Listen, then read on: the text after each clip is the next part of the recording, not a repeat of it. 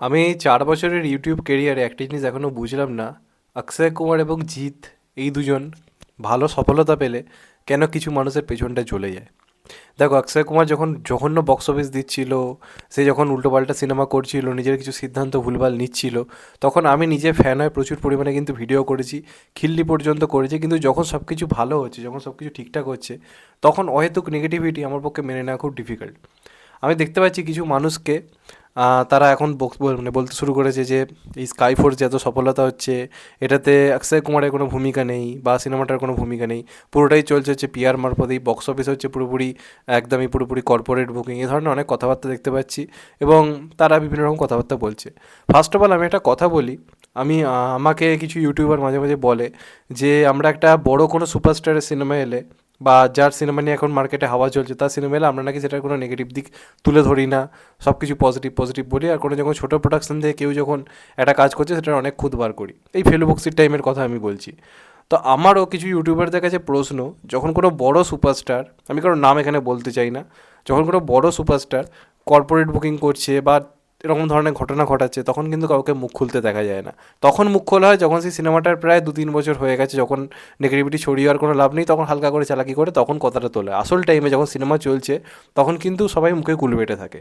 এবার অক্ষয় কুমার যেহেতু এই মুহূর্তে একজন কী বলবো, পরপর হিট দিচ্ছে না, একটা খারাপ ফেজের মধ্যে দিয়ে যাচ্ছে, তো তখন এখন তাকে নানাভাবে অ্যাটাক করার চেষ্টা করা হচ্ছে, তার স্টারডামটাকে ছোটো করে দেখার চেষ্টা করা হচ্ছে।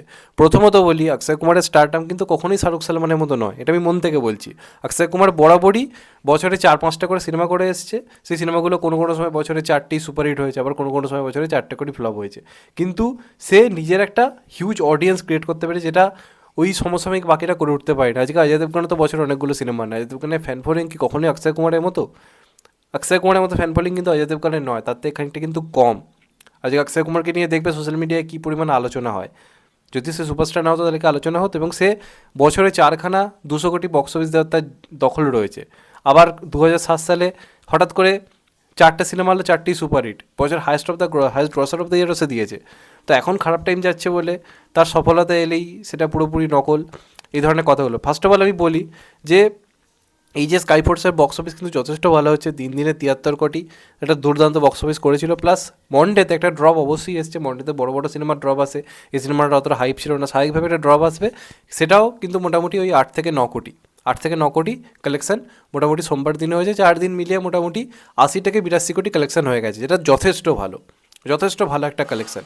আমরা প্রথম থেকে এক্সপেক্টই করিনি যে এই সিনেমাটা মোটামুটি 70-80 কোটি কামাতে পারবে বলে। আমাদের ধারণাই ছিল এই সিনেমার লাইফ টাইম কালেকশন ওই অক্ষয়ের বাদ বাকি যে সিনেমাগুলো যেগুলো 36-40 কোটি থেকে আটকে যাচ্ছিলো সেরকমই হবে। তো এটা কিন্তু তার থেকে, এটা 4 দিনে যে 80 কোটির বক্স অফিস এনেছে, এটা বিরাট কিছু, বিরাট কিছু।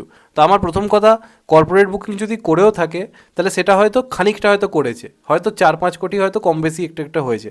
আর যাই হোক, সাউথের বড় বড় প্রডিউসারদের মতো মানে মোটামুটি 80-90 কোটির ম্যানিপুলেশন তো করছে না। এই যে গেম চেঞ্জের প্রথম দিনে নাকি ওয়ার্ল্ড ওয়াইড বক্স অফিস 100 কোটি নাকি হয়ে গেছে, এই যে কথাগুলো বলা হলো, সেই ধরনের জিনিসপত্র তো করছে না। অক্ষয় কুমার এটাকে ব্যাক টু ব্যাক ফ্লপ দিয়েছে, তাকে কখনো এই জিনিস করতে হয়নি।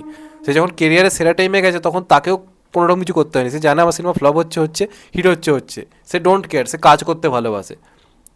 এই হচ্ছে মধ্যে কথা ব্যাপার। এবং আরেকটা পয়েন্ট তুলে ধরা হচ্ছে যে বীর পাহাড়িয়াকে নাকি কভার করার জন্য পিয়ার মারফত নাকি তার স্ট্রাগলের গল্প শোনানো হচ্ছে। তো এই জিনিসটা তো আজ নয়, এই জিনিসটা আজ নয়, এই জিনিসটা বহু আগে থেকে হচ্ছে। সাইফ আলি খানের সাথে হয়েছিল, সাইফ আলি খান যখন কেরিয়ারে নতুন, তখন আর সোশ্যাল মিডিয়া এইসব হতো না, তখন হতো খবরের কাগজে।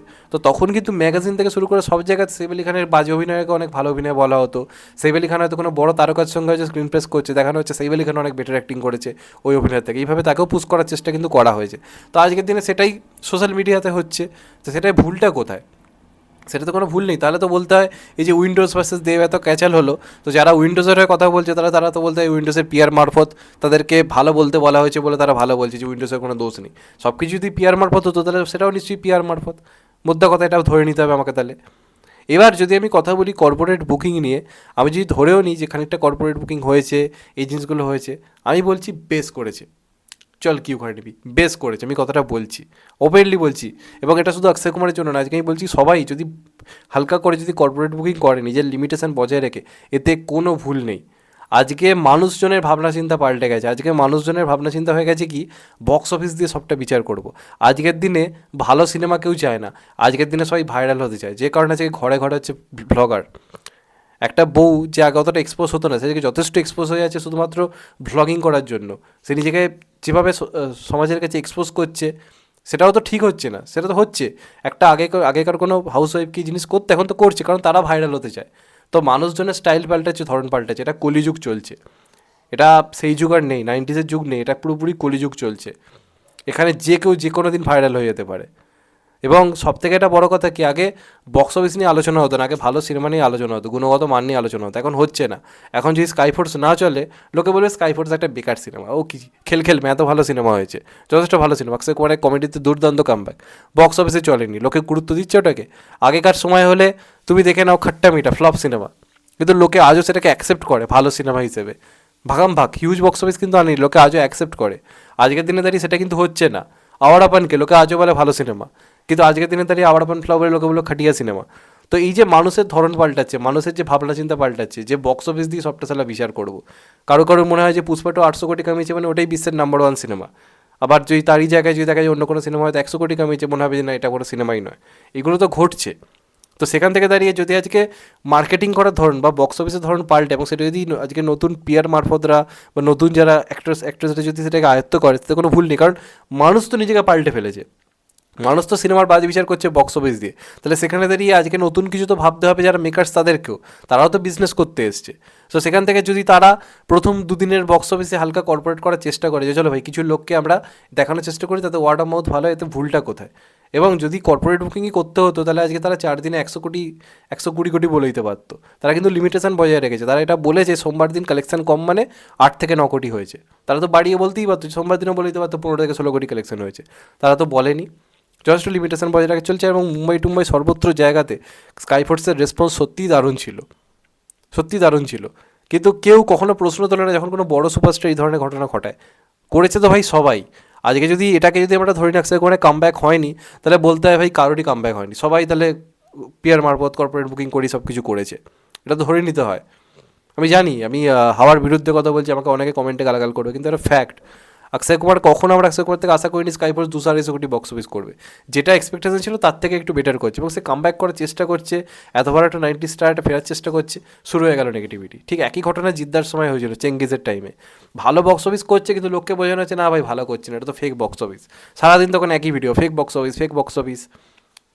মানে সবাই ধরে নেয় যে মাল্টিপ্লেক্স ভালো চললেই বক্স অফিস ভালো হচ্ছে, সিঙ্গেল স্ক্রিনে কোনো গুরুত্ব নেই। চেঙ্গি সিঙ্গেল স্ক্রিনে যথেষ্ট ভালো ছিল, কেউ মানতে চায়নি। এখনও ঠিক তাই, এই অক্ষয় কুমারের ক্ষেত্রেও সেম হচ্ছে। চলছে তো ভাই, না চললে তো হতো না। অক্ষয় কুমার এর আগে যেগুলো চলেনি ওপেনলি বলে চলেনি, যেই একটা চলছে ব্যাস সবার পেছনে জ্বালা ধরে গেছে, কর্পোরেট বুকিং হচ্ছে। আমি কিন্তু অন্য কারোর বেলাতেও এরকম ধরনের ভিডিও কিন্তু করিনি কোনো, মানে যতক্ষণ না সে ধরা পড়ছে। যেমন ধরুন এই সালারের ক্ষেত্রে এটা হয়েছিল, ভোর 5টার সময় লোকে গিয়ে দেখছে কেউ নেই ওর জায়গায়, ওইগুলো ভুল। কিন্তু একটা লিমিটেশনে করা যেতেই পারে। আজকের দিনে দাঁড়িয়ে স্টারডামের ডেফিনেশন পাল্টাচ্ছে, নতুন কিছু তো ভাবতে হবে। আগে একজন স্টার যেভাবে নিজেকে দর্শকের সামনে উপস্থিত করতো, তাকে আজকের দিনে দাঁড়িয়ে তার সেরকমভাবে তো উপস্থিত করতে হবে। আজকে বীরফাহার এখানে আলোচনা হচ্ছে, সে কিছু নিশ্চয়ই অ্যাচিভ করেছে এবং সে যথেষ্ট ভালো কাজ করেছে। অক্ষয় কুমারের মতো তারকার পাশাপাশি তার অভিনয় নিয়ে কথা হচ্ছে, এটা তো কেউ অস্বীকার করতে পারবে না। আজকে হল থেকে পাবলিক রিভিউ দেখো, তারা তো আর পিয়ার মারফত কথা বলছে না, সেই পাবলিক রিভিউতে অক্ষয় কুমারের পাশাপাশি বীর পাহাড়িয়াকেও নিয়েও আলোচনা করছে মানুষ, যে হ্যাঁ ভাই ছেলেটাও ভালো কাজ করেছে। অবশ্যই ঋত্বিক রোশনের মতো আমি ডেবিউ হয়েছে বলছি না, সেটা বাড়িয়ে বলা, কিন্তু যেটুকু সে অ্যাচিভ করেছে সেটাকে তো অ্যাকসেপ্ট করতে হবে। সেটাকেও যদি ফেক বলে চালিয়ে দেওয়া হয় তাহলে তো ভাই প্রবলেম রয়েছে। আমি বলছি এটা কোনো ভুল নয়, এটা যে কেউ এখন করতে পারে। কারণ আমি যে বললাম মানুষের ধরন পাল্টাচ্ছে, মানুষ এখন কোনটাকে ভালো সিনেমা বলবে সেটাকে দিচ্ছে বক্স অফিসে বিচার করে। তাহলে যারা মেকার্স তারাও সেইভাবে ভাবছে যে চলো ভাই এটাকে বক্স অফিস ভালো দেখায়, এবং আলটিমেটলি ভালো চলছে। এটা কখনোই দেখবেন লাইফ টাইম বক্স অফিস 200 কোটি 250 কোটি বলে দেবে না। অক্ষয় কুমার নিজের লিমিটেশন জানে, এটার কালেকশন লাস্ট অবধি গিয়ে দেখবেন ওই 130-140 কোটিতে যাবে, এবং এটাই তো দরকার ছিল। অক্ষয় কুমার মিনিমাম একটা 100 কোটি বক্স অফিস দেওয়া দরকার ছিল, সেটা তো আলটিমেটলি হলো, এটাই এনাফ। কেউ আশা করছে না যে এটা 200-250-300 কোটি কামাবে। এর পরের যে সিনেমাগুলো সেগুলো হয়তো আস্তে আস্তে বাড়বে। অক্ষয় কুমার তার 2-3 বছর গ্যাপ নিয়ে কাজ করবে না, অক্ষয় কুমার বছরে 4টে কোটি কাজ আনবে। আমি জানি না প্রবলেমটা কোথায় গিয়ে প্রবলেমটা হচ্ছে। বাকি কারোর ক্ষেত্রে প্রবলেম হয় না, বাংলাতে জিদ্দার ক্ষেত্রে প্রবলেম হয়ে যায়। বাকি কারোর ক্ষেত্রে প্রবলেম হয় না, হিন্দিতে অক্ষয় কুমারের ক্ষেত্রে প্রবলেম হয়ে যায়। আমি বুঝি না কোথায় প্রবলেমটা কোথায় হয়। হ্যাঁ, সিনেমার নেগেটিভ রিভিউ হতে পারে, আমি ওটা কখনোই জোর দেবো না যে ভাই আমার ভালো লেগেছে তুই কেন খারাপ বললি, এটা আমার বক্তব্য নয়।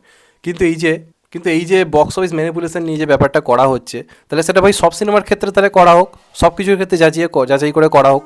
সেটা কিন্তু করা হচ্ছে না। করা হলে সব সিনেমারই দেখবেন বক্স অফিস হতে এক্সপোজ হয়ে যাচ্ছে। এই হচ্ছে আলটিমেটলি ব্যাপার। আর যদি কেউ আজকের দিনে করে, আমি বলছি ভুল নয়, তার কারণ হচ্ছে ওই একটাই, কারণ মানুষ আজকে সব কিছু বক্স অফিস দিয়ে বিচার করে। স্কাইফোর্স এত কালেকশন করার পরে লোকে দেখুন সিনেমাটা নিয়ে আলোচনা করছে, কথা বলছে। যদি আজকে 4 দিনে 20 কোটি হতো কালেকশন, কেউ আলোচনাও করতো না স্কাইফোর্স নিয়ে, এত ভালো সিনেমা হওয়া সত্ত্বেও, আলোচনা করতো না। এটাই মানুষ আজকে ওয়ার্ড অফ মাউথে কিচ্ছু হয় না। তুমি মানুষকে যত দেখাবে এই সিনেমা বক্স অফিসে ভালো চলছে, মানুষ তত হলে যাওয়ার জন্য এক্সাইটেড হবে। আগে চলতো ওয়ার্ড অফ মাউথ, এখন সেই ওয়ার্ড অফ মাউথের যুগ নেই। আজকের মতো করে তো ভাবতে হবে। That's it. এই হচ্ছে আলটিমেটলি ব্যাপার। যাই হোক, তোমাদের এটা নিয়ে কি মত অবশ্যই জানিও। ভিডিওটা একটু বড় হয়ে গেল, তার জন্য কিছু করার নেই, কিছু কথা বলার ছিল। এটা কোনো রিপ্লাই ভিডিও নয়, এটা জাস্ট আমার কিছু বক্তব্য কিছু কিছু মানুষের জন্য যারা এই ধরনের বক্তব্য পেশ করে। যাই হোক, তোমাদের এটা নিয়ে কি বলো বক্তব্য অবশ্যই জানিও। চ্যানেলটা নতুন হলে চ্যানেলটা সাবস্ক্রাইব করে দিও অ্যান্ড কেটে দেবে বেল আইকন। ভালো থেকো সবাই, টেক কেয়ার।